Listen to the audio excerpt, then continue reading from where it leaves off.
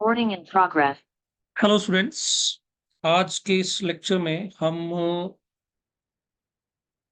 Linear algebra के इस lecture में हम लीनियर ट्रांसफॉर्मेशंस का टॉपिक स्टार्ट करने जा रहे हैं। तो सबसे पहले कुछ एक डेफिनेशंस हैं, फिर एक उसका हम थ्योरम करेंगे। तो linear transformation means what? Transformation is nothing but it is a function. जैसे हम +1 क्लास से पढ़ते आते हैं, function is a mapping from a set A to set B. तो यहाँ पे भी कुछ ऐसा ही है, बट फर्क इतना है कि यहाँ पे जो डोमेन को डोमेन होंगे they will be linear spaces. तो डेफिनेशन पे आते हैं। वेक्टर स्पेस हमने दो ले लिए, एक हमने ले लिया W और एक हमने ले लिया V। एक वेक्टर स्पेस हमने V और एक W ले लिया over field F। They are the two vector spaces. Then mapping. अब यहाँ पे F फंक्शन के लिए हम यहाँ पे F यूज करते थे, यहाँ पे T यूज करेंगे। तो mapping T from V to W। So this is the mapping from T to W। और this mapping is called linear transformation. और इसको कई बार वेक्टर होमोमॉर्फिज्म भी बोलते हैं, या लीनियर मैपिंग दो लिखा गया है, लीनियर मैपिंग। सो कब बोलेंगे? If it satisfy to conditions. जैसे हम अलजेब्रा में पढ़ते हैं होमोमॉर्फिज्म में, होमोमॉर्फिज्म की भी डेफिनेशंस आपने पढ़ी होगी। तो यहाँ पे भी कुछ ऐसा है। तो पहला है कंडीशन है कि इस मैपिंग को हम लीनियर ट्रांसफॉर्मेशन कब बोलेंगे? If T of W, if T of W plus V या V प्लस W, दो वेक्टर ऑब्वियस है, T is mapping from V to W है। तो यहाँ पे जो एलिमेंट एसोसिएट होंगे वो दोनों के दोनों डोमेन से आएंगे, V से आएंगे। That will be equal to T of W plus T of V. And second condition is T of A into a V. A scalar है और V वेक्टर है। That equal to A times T of V. अगर ये equal है, then we can say if these two conditions are hold, then we can this mapping is called linear transformation. तो थोड़ा इसको अगर वेन डायग्राम से अगर इसको समझने की कोशिश करें, मान लो ये हमारे पास एक vector space V overfilled F है और ये हमारे पास एक W है ओवरफिल्ड, ये वेक्टर स्पेसिस हैं। तो यहाँ पे मैंने दो एलिमेंट ले लिए, एक V ले लिया, एक W ले लिया। अब इस W से कंफ्यूज मत करना कि W कैपिटल FW में होना चाहिए। ओके, इसमें कंफ्यूजन नहीं होना चाहिए। इसमें कंफ्यूजन हो सकता है आपको कि एक W से लिया, एक इससे लिया। तो इसके लिए मैं यहाँ पे थोड़ा सा ना चेंज ही कर देता हूँ इसको, क्योंकि हमारी टेंडेंसी रहती है कई बार हम चीज़ों को लिंक करते हैं। तो यहाँ पे W1 और ये हटा ही देते हैं W। ठीक है, इससे अच्छा है कि हम यहाँ पे V1 प्लस V2 करते हैं, जिसके कंफ्यूजन नहीं रहेगा। और ये V1 और जो V2 है, दोनों के दोनों हमने कैपिटल V से लिए। ठीक, तो यहाँ पे भी हम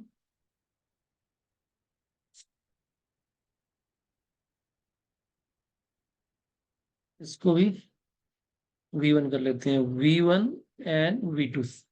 तो दो एलिमेंट हमने डोमेन से लिए, ठीक।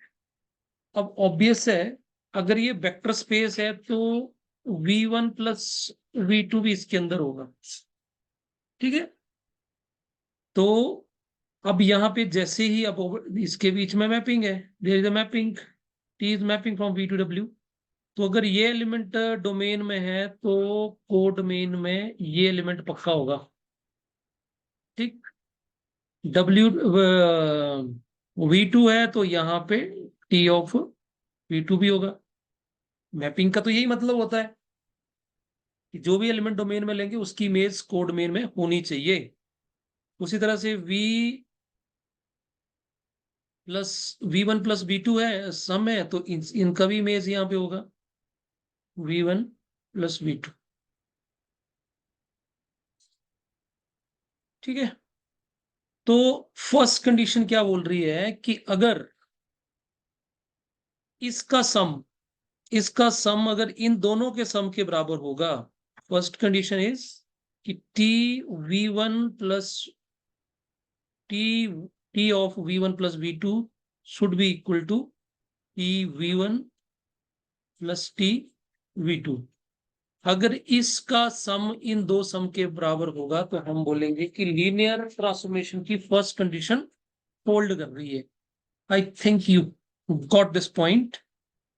क्या इस फर्स्ट कंडीशन का मतलब है? सेकंड कंडीशन पे आते हैं। एक एलिमेंट हमने यहां पे V ले लिया और एक हमने ले लिया A।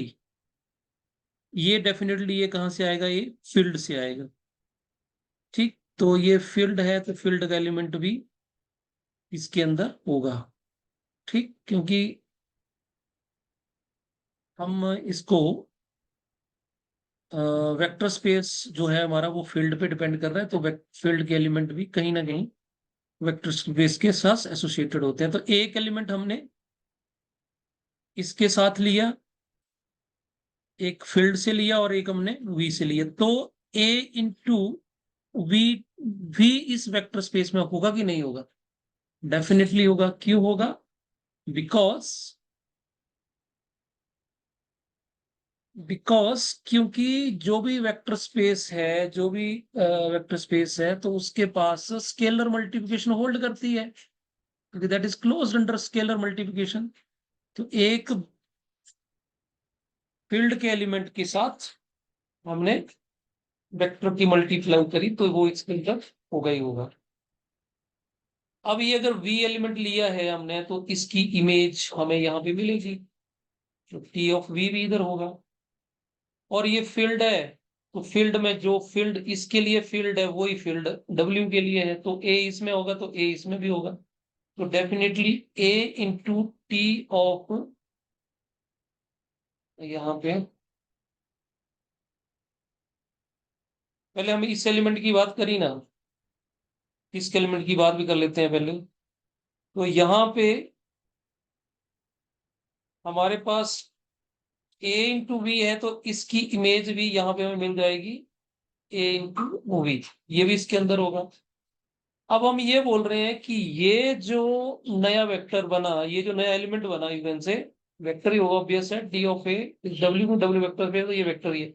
ये वेक्टर जो है वो A इंटू जो फील्ड का एलिमेंट है और दिस, इन दोनों के प्रोडक्ट के बराबर आना चाहिए। तो हम दूसरी कंडीशन हम ये बोल रहे हैं कि T of A into V, T of T into V should be equal to A into T of V। ये सेकंड कंडीशन है।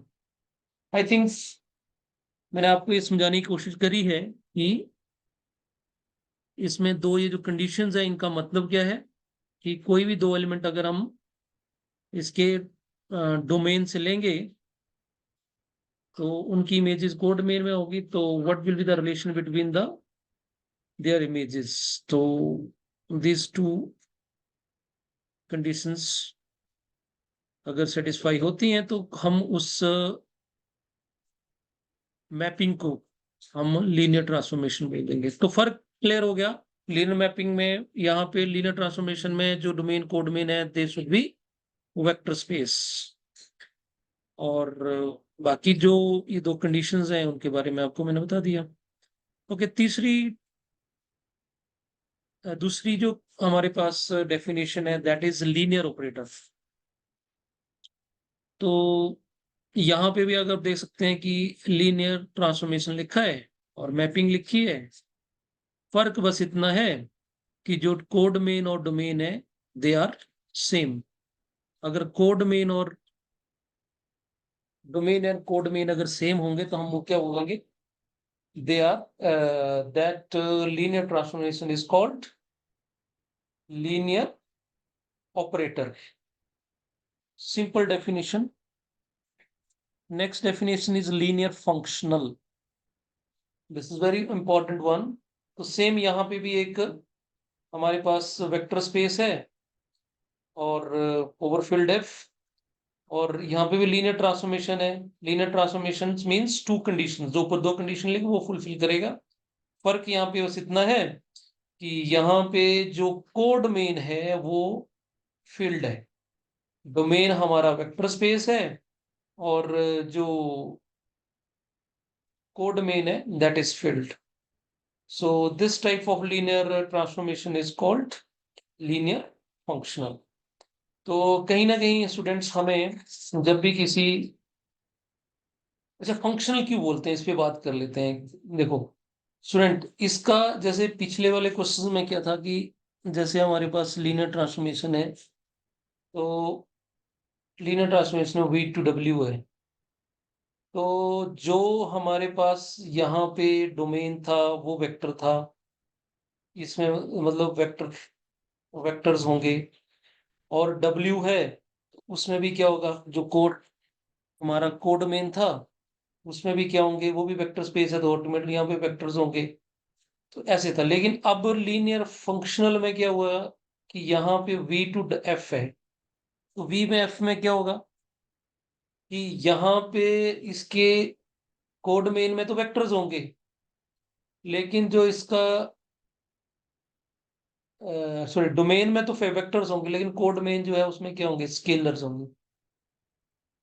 ठीक, यहाँ वेक्टर्स नहीं आएंगे, that's why it behaves like a function. तो फंक्शनल बोलते हैं, you can link with this, think like that, it just behaves like a function. जो डोमेन आ रहा है तो वो एक नंबर आ रहा है।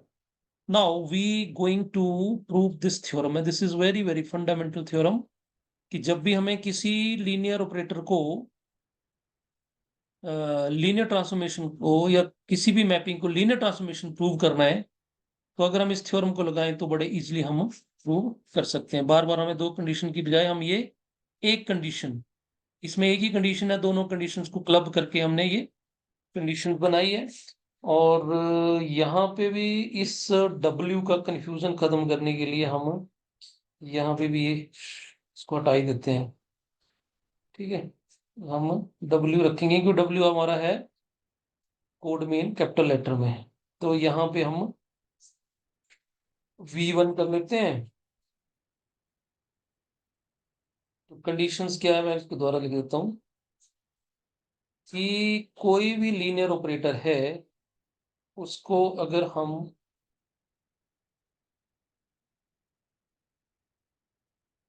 लीनियर ट्रांसफॉर्मेशन है तो उसको क्या हमें एक कंडीशन से काम बन जाएगा, that is P of alpha V1 beta V2 is equal to alpha T of V1 plus beta T of V2। और वेयर ये जो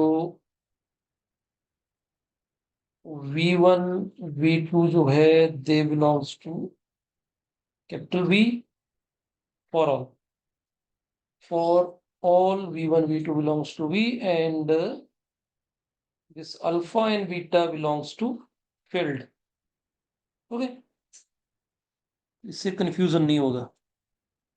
तो सबसे पहले इफ ओनली इफ लिखा है तो ये इसका कन्वर्स भी करना पड़ेगा। तो पहले हम गिवन ले लेते हैं, प्रूफ करते हैं इसका। प्रूफ में गिवन हमने मान लिया T is a linear operator, linear transformation. ठीक, और हमें टू प्रूव क्या करना है? To prove T of alpha v1 plus beta, not beta, v2, beta v2 plus plus equal to T v1 plus, ये प्रूव करना है हमने, for all v1 v2 belongs to capital V and alpha beta belongs to f। ये हमने prove करना है। तो सबसे पहले हम ये लेट लेके चली पढ़ते हैं। Let v1 and v2 belongs to capital V, और दो एलिमेंट हमें फील्ड से लेने हैं, तो अल्फा और बीटा हमने फील्ड से ले लिए। ठीक है, अब स्टूडेंट सिंपल सी बात है कि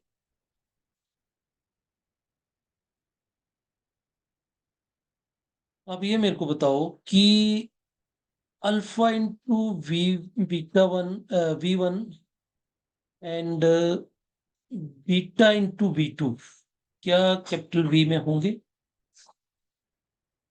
क्यों होंगे ना? क्यों? Because of scalar multiplication, multiplication. क्योंकि वेक्टर स्पेस है तो उसके बाद 10 प्रॉपर्टीज होती है, तो 10 प्रॉपर्टीज में जो पांचवी प्रॉपर्टी या पांचवी प्रॉपर्टी जो है वो स्केलर मल्टीप्लिकेशन होती है। तो स्केलर मल्टीप्लिकेशन की वजह से ये एलिमेंट V के पास होना ही चाहिए, अदरवाइज ये वेक्टर स्पेस ही नहीं होगा। अच्छा, दूसरी चीज अब ये बताओ आल्सो, इन दो एलिमेंट का एडिशन भी क्या इसके अंदर होगा क्या? अगर ये दो एलिमेंट हमारे पास अल्फा v1 और बीटा v2 V के पास है, तो इन दोनों का एडिशन भी, क्योंकि जब हमारा स्केलर मल्टीप्लिकेशन होगी तो कहीं ना कहीं ये जो एलिमेंट है वो एक एलिमेंट बन चुका है ना? ये एक वेक्टर को जब स्केलर से मल्टीप्लाई करते हैं, जैसे फॉर एग्जांपल अगर मेरे पास टू को अगर मैं 3i cap plus 4j cap, ये वेक्टर है, इसको मैं मल्टीप्लाई कर देता हूं तो ये क्या बन जाएगा? 6i cap plus 8j cap plus 10k cap, ये लाइक दिस एक वेक्टर बन गया अभी ये। तो this is one point, 10 one element, and this is second one. तो दो एलिमेंट हमारे पास V के पास है, तो उनका एडिशन भी इसके अंदर होगा because of closure property under addition. ठीक है, तो नाउ हमारे पास अगर ये दो एलिमेंट हैं तो हमें गिवन क्या दिया है? Since T is linear transformation, अगर ये लीनियर ट्रांसफॉर्मेशन है तो पहली प्रॉपर्टी क्या है? T of alpha v1 plus beta v2 that will be equal to T of alpha v1 plus beta v2। इसको हम एडिटिव प्रॉपर्टी भी बोलते हैं। अब ये आ गया y first by definition, y definition. अब इसके बाद सेकंड प्रॉपर्टी लगाते हैं तो क्या क्या आएगा? अल्फा बार चला जाएगा, तो यहां पे क्या बन जाएगा? Alpha T of v1 plus beta बार जाएगा, और यहाँ पे T of beta two. Again it is by definition. तो स्टूडेंट्स यही तो प्रूव करना था हमने, T of alpha v1 plus beta v2 is equal to T of alpha into T of v1 plus beta T of v2, and this hold for all v1 plus v comma v2 belongs to capital V, and alpha beta belongs to filled. Okay, so students, I think you got this point, और मैंने V1 VW क्यों confusion के लिए आपको confuse हो सकता है कि कहीं आप ऐसे नहीं सोच रहे हैं कि हम W जो है वो वो डोमेन से ले रहे हैं। ठीक, तो दोनों ही डोमेन से एलिमेंट लेने हैं। अब हम इसका कन्वर्स पार्ट करते हैं। कन्वर्स में क्या करना पड़ेगा हमें? गिवन क्या हो गया? कन्वर्स। कन्वर्स में गिवन हो गया हमारे पास कि T of alpha V1 plus beta V2 is equal to alpha T of V1 plus beta T of V2 for all V1 V2 belongs to capital V and alpha comma beta belongs to capital F। और to prove क्या करना हमने? T is linear transformation. That is क्या prove करना पड़ेगा हमें? पहली property क्या?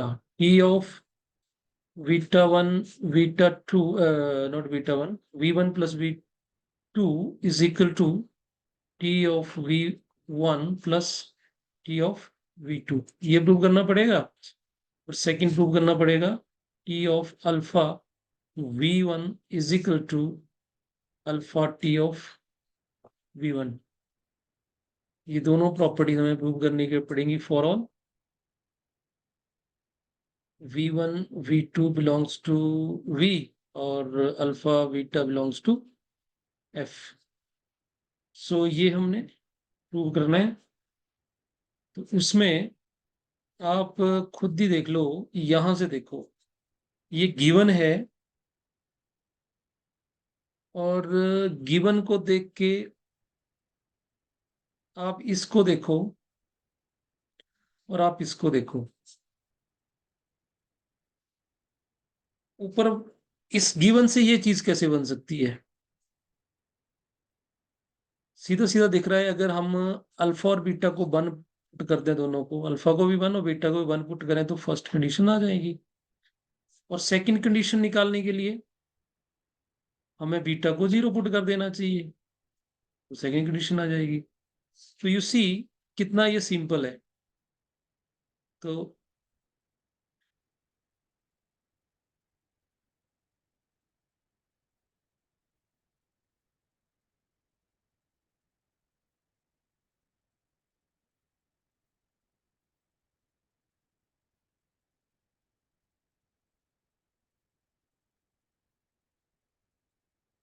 क्या करेंगे हम? Put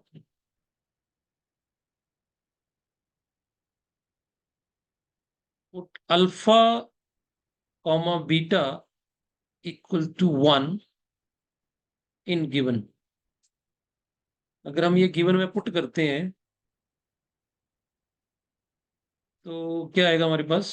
what we get T one V1 plus one into V2 is equal to one into T of V1 plus one into T of V2 and that is T V1 plus V2 is equal to T V1 plus T V2। Got it?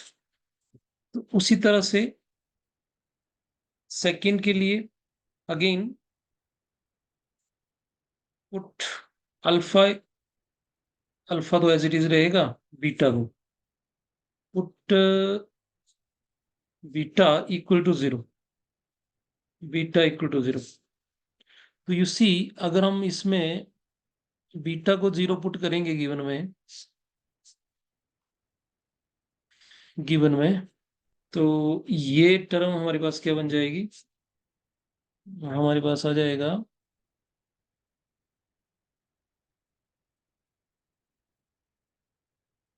कि alpha as it is V1 plus zero into V2 plus alpha T V1 plus zero T V2। So that is T alpha V1 equal to alpha T V1. So that hold for all V1 belongs to capital V and alpha belongs to capital F. और यहाँ पे भी हम ले सकते हैं for all V1 V2 belongs to V और that's it। तो आप क्वेश्चन ये है कि वाकई जैसे हमने ये पुट किया, क्या हम ये पुट कर सकते हैं क्या? क्या हम ये जो करा है हमने इसमें गिवन में जो पुट करा, क्या वाकई हम वी कैन डू? देखिए स्टूडेंट्स, क्योंकि ये जो गिवन है, यहाँ पे गिवन में क्या लिख रखा है? गिवन में लिख रखा है for all alpha beta. For all alpha beta का मतलब क्या हुआ कि जो भी फील्ड में एलिमेंट है उनको आप यहाँ पे पुट कर सकते हैं। तो फील्ड में वन भी डेफिनेटली होगा, क्योंकि one is identity element of 10th property है ये, 10th प्रॉपर्टी। ठीक है, वेक्टर स्पेस की 1 into V is equal to V, है ना? तो वन भी होता है और जीरो तो होता ही होता है, जीरो तो अंडर एडिशन है। तो ये दोनों चीजें होती है, तो अल्फा बीटा को हम ये वैल्यूज दे सकते हैं। तो आई होप आपको ये थ्योरम चल गया होगा पता। तो एक चीज और कंसेप्ट इसमें हम कोई क्वेश्चंस करके देखते हैं कि इस थ्योरम को लगाएंगे कैसे। जैसे हमारे पास क्वेश्चन है कि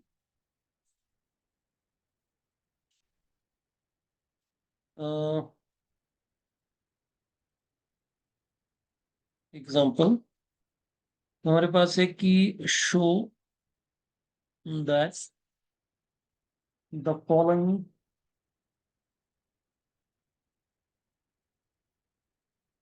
following mapping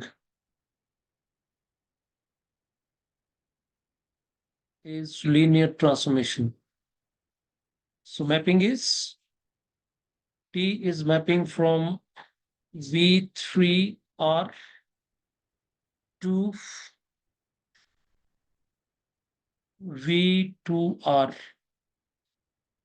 and defined by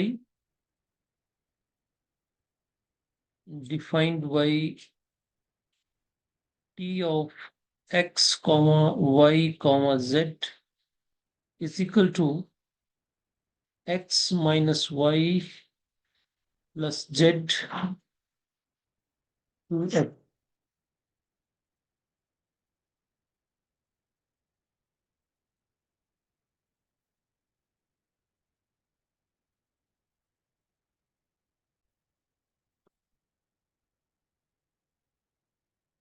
इसको हम कैसे करेंगे? देखिए,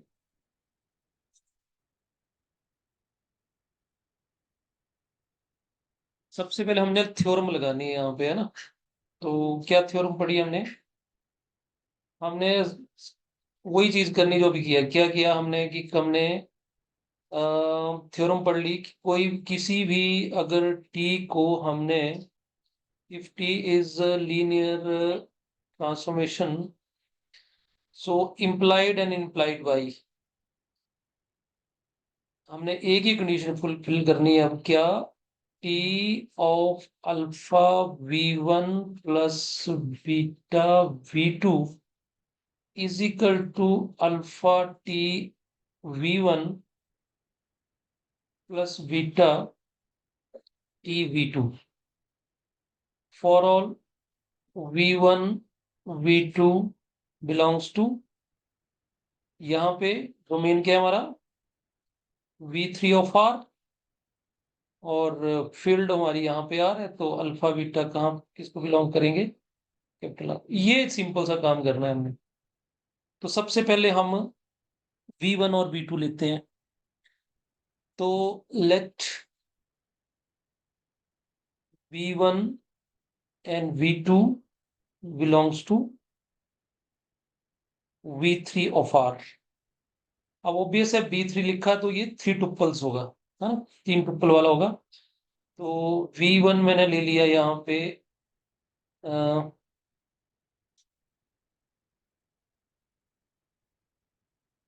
x1 और x2 v2 में ले लेंगे, तो x1 comma y1 comma z1, और v2 हो गया हमारे पास x2 y2 एंड z2। और आपको ऑफकोर्स ये जो x1 y1 z1 x2 y2 z2 ये सारे सारे कहाँ को बिलोंग करेंगे? आर को बिलोंग करेंगे। क्यों? क्योंकि ये रियल नंबर्स होंगे, क्योंकि ओवरफिल्ड आर है। यहाँ पे लिख क्यों सकते हैं, where x1 x2 y1 y2 z1 z2 there belongs to R. उसके बाद हमें क्या चाहिए? हमने कहीं ना कहीं इस चीज को बनाना है। देखिए हमें चाहिए, ये चीज चाहिए। ठीक, तो दो एलिमेंट और ले लेते हैं, alpha beta. Let alpha beta belongs to R, ये भी रियल नंबर ही है। नाउ हम क्या करेंगे, इस चीज को बना लेते हैं। तो क्या बनेगा, alpha v1 plus beta v2। Alpha तो एज इट इज आएगा, और v1 की वैल्यू हम डाल देंगे x1 y1 z1, और बीटा की वैल्यू आ गई हमारे पास x2 y2 z2। इन दोनों को ऐड करेंगे तो हमारे पास बन गया alpha x1 plus beta x2, alpha y1 plus beta y2, and alpha z1 plus plus beta z2। Now हम इसको इमेज निकालते हैं इसकी। So T of alpha v1 plus beta v2 is equal to T of, इसकी value alpha x1 plus beta x2 comma alpha y1 beta y2 alpha z1 plus comma plus beta z2। ये आ गया। हम ये जो given है, अब जो इसका हमें ये जो मैप डिफाइनिंग दी है, अब डिफाइनिंग लगाएंगे। डिफाइनिंग में क्या है, फर्स्ट कंपोनेंट सेकंड थर्ड। तो फर्स्ट सेकंड का क्या बना, first plus first component minus second plus third, और सेकंड पोजीशन पे क्या आया, ट्वाइस ऑफ फर्स्ट कंपोनेंट। तो क्या करना है हमने यहाँ पे, ये हमारा फर्स्ट कंपोनेंट है, first minus second plus third. यहाँ पे बनेगा, देखो जो एलिमेंट वन के निकलेगा वो टू टुप्पल का होना चाहिए। देखिए यहाँ पे जो इसका मैपिंग है, तो इसका जो कोड मेन है वो टू टुप्पल्स है, तो दो ही आएंगे। पहले कंपोनेंट में क्या आएगा, first component minus second plus third component add हो जाएगा, और कॉमा सेकंड कंपोनेंट में ट्वाइस ऑफ फर्स्ट कंपोनेंट। तो यहाँ पे करके देखते हैं तो क्या बनेगा हमारे पास, फर्स्ट कंपोनेंट, ये फर्स्ट आ गया, minus second component alpha y1 plus beta y2 bracket close, plus third component alpha z1 plus beta z2। ये आ गया फर्स्ट कंपोनेंट। सेकंड कंपोनेंट क्या था, twice of first component, that is alpha x1 plus beta x2, this one. तो अब हम alpha beta वाले terms को अलग करना तो अलग कर सकते हैं। तो यहाँ पे क्या लिख सकते हैं हम, alpha x1 minus alpha y1 plus alpha z1, ठीक है, प्लस बीटा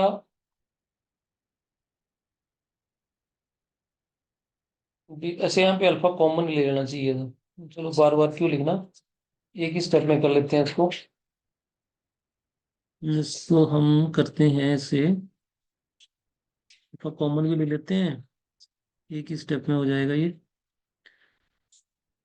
तो अल्फा कॉमन लिया तो यहाँ पे बनेगा x1 माइनस y1 और प्लस z1।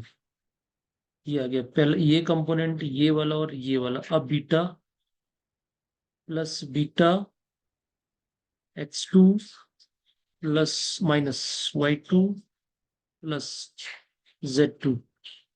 तो ये फर्स्ट कंपोनेंट तो हमने सेट कर दिया। सेकंड कंपोनेंट में भी ऐसे कर लेते हैं, 2 अल्फा, इसमें भी अल्फा को लग रखते हैं ना, हमें अल्फा लग निकालना है बाहर। तो we can write it as alpha 2x1 plus beta 2x2, this is the one. अब स्टूडेंट थोड़ा सा यहाँ पे अभी दो वेक्टर्स हैं, can we write these two vectors like alpha x1 minus y1 z1 comma alpha twice x1 plus alpha, not alpha now, beta, beta beta x2 minus y2 plus z2 plus beta 2x2।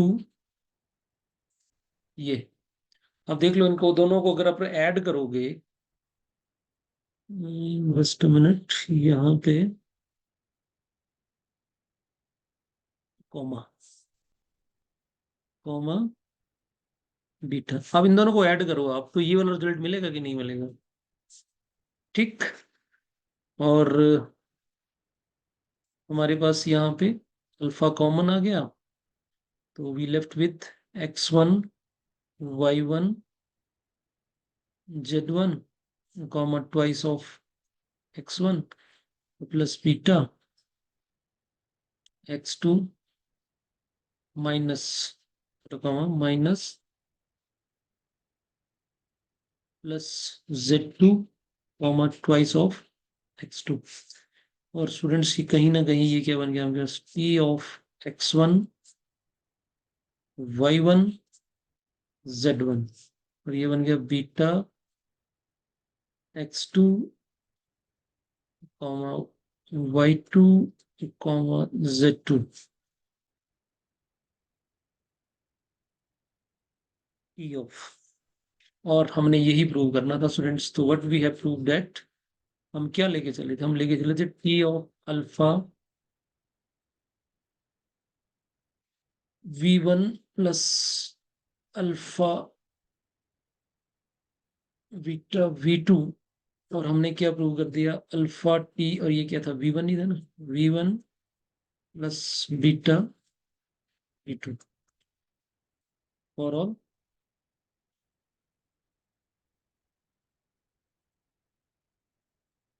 So this is the proof how to be, किस तरह से हम इसको बना सकते हैं। से एक डाउट ये होता है कि ये नहीं बन रहा है इस स्टेप के बाद, अगर आपको लगता है कि नहीं यहाँ पे इस स्टेप के बाद आपको लगता है कि नहीं ये आगे का जो प्रोसीजर है ये थोड़ा सा मुश्किल वाला है, तो आप एक चीज कर सकते हैं कि इसको यहीं पे छोड़ दो, इसको यहीं पे ड्रॉप कर दो। और इसका अल्टर वे क्या है कि आप इन दोनों को कैलकुलेट कर लो, इन दोनों को कैलकुलेट कर लो, उल्टा कर लो, मतलब इसको उल्टा इन द सेंस कि आप यहाँ पे अल्फा टी V1 और बीटा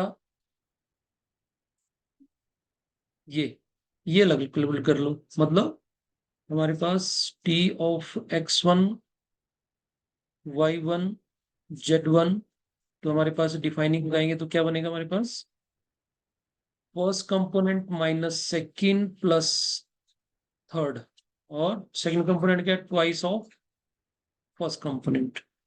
यहाँ पे भी क्या बनेगा, beta T of x2 y2 z2। So defining लगाएंगे तो क्या बनेगा, x2 minus y2 plus z2 and comma twice of x2। फिर इन दोनों को ऐड कर दो, adding these two, twice sorry alpha times T of v1 beta T of v2।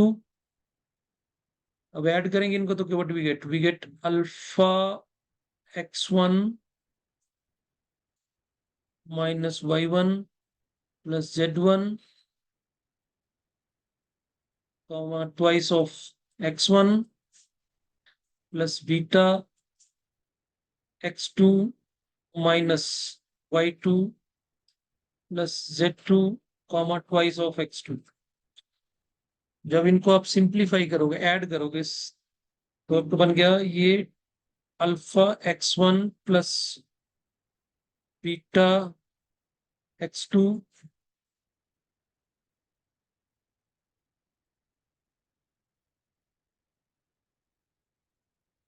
इसको सीधा कर देते हैं,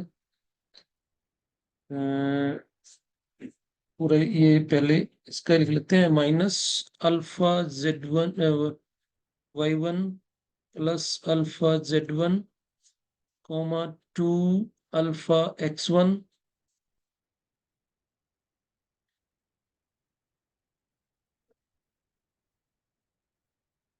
अल्फा 2 x1 और plus beta x2 minus beta y2 plus beta z2 and beta times 2 x2। अब इन दोनों को ऐड कर देंगे तो क्या हो जाएगा, alpha x1 minus alpha y1 plus alpha z1 plus beta x2 minus beta y2 plus beta z2, और second component alpha 2x1 plus beta 2x2। मतलब फर्स्ट कंपोनेंट फर्स्ट के साथ ऐड होगा। तो अगर आप अब देखें तो ये जो हमारे पास रिजल्ट आया,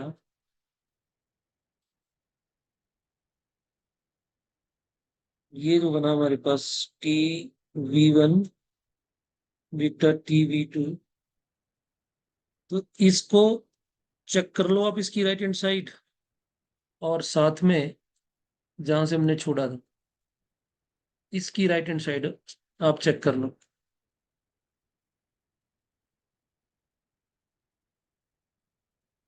ये वाली। आप इसको चेक कर लो, तो दोनों चीजें सेम नहीं है ये वाली। आप इसको इक्वेशन 1 बोल देंगे, है ना, क्योंकि ये हमारा क्या था, ये this is nothing but it is A T of alpha v1 plus beta v2, ये वाला। तो ये इक्वेशन 1 हो गई, और अब ये लास्ट में जो हमने करा ये इक्वेशन आपकी 2 हो गई। तो from 1 and 2, T of alpha v1 plus beta v2 is equal to alpha T v1 और beta T of v2। for all v1 v2 belongs to capital V and alpha beta belongs to field। तो ये भी एक तरीका है ना। अलग अलग कैलकुलेट कर लो, फिर दोनों का चेक कर लो, left hand right hand side same है कि नहीं है। ज्यादातर यही ऑप्ट करना चाहिए, बिकॉज समटाइम यहाँ पे ना ये जो हम इस स्टेप के बाद जो हम ये कर रहे हैं, कई बार यहाँ पे ये आपको बनाने नहीं आता है। ठीक, कई बार ये जो एक्सप्रेशन होता है, जो डिफाइनिंग होती है अलग अलग क्वेश्चंस में, ये डिफाइनिंग जो होती है थोड़ी सी कई बार कॉम्प्लिकेटेड होती है, तो ये बनाना थोड़ा मुश्किल हो जाता है। तो दिस इज द वे। आप अलग अलग, क्या समझाया आपको मैंने कि ये वाला जो इसका लेफ्ट हैंड साइड है इसको लग कैलकुलेट कर लो, और जो राइट हैंड साइड है इनको लग कैलकुलेट कर लो, फिर चेक कर लो कि दोनों कैलकुलेशन सेम आ रहा है कि नहीं आ रहा। So this is the example to check whether it is a linear transformation or not। तो clearly it is a linear transformation, तुमने ये प्रूव कर दिया है। तो by above theorem we can say therefore T is linear transformation। तो आज के लिए इतना काफी है, कुछ एक क्वेश्चंस नेक्स्ट वीडियो में करेंगे। So thank you. If any problem you can comment me